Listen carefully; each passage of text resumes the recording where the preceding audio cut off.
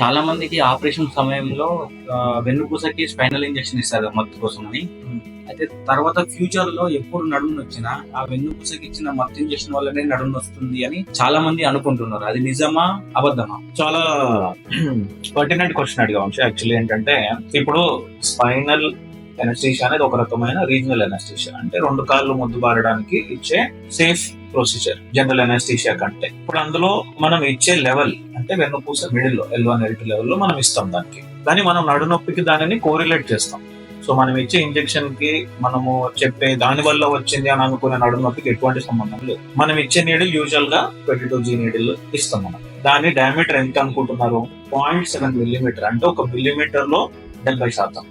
అంటే మన వెంట్రుక వాసి ఎంత ఉంటుందో దానికంటే కూడా సన్నది. సో దాంతో ఎటువంటి ఇది కాదు. మనం నార్మల్ గా చేతికి చేసుకునే సిరంజే ఇంకా దానికంటే పెద్దది. అది మనం అన్నిసార్లు తీసుకునే ఇబ్బంది లేనిది వెన్నుపూస మన వెంట్రుక కంటే చిన్నగా ఉండేది నడుముకి తీసుకుంటే ఎటువంటి ఇబ్బంది కలగదు. ఎన్నిసార్లు తీసుకున్నా కలగదు. ఓకే, ఇంకా అందులో ఫైనల్ నీడిల్స్ ఉంటాయి. 25G ఉంటుంది, 29G వరకు కూడా ఉంటాయి కొన్ని. సో ప్రొసీజర్ ని బట్టి ఎపిడ్యూరల్ అనుకుంటే ఒకటి ఇస్తారు, స్పైనల్ అనుకుంటే ఒకలాగా ఇస్తారు. సో దీంట్లో ఏంటంటే ఎనీ స్పైనల్ అనెస్థీషియా అయ్యాక మనం వాటర్ సరిగ్గా తాగడం ఇంపార్టెంట్. ఎందుకంటే అందులో డిహైడ్రేషన్ ఉంటుంది కాబట్టి. నడుము నొప్పి స్పైనల్ అనెస్థీషియా కానీ స్పైనల్ అనెస్థీషియా నీడిల్ లో కానీ రావడం అనేది అపోహ.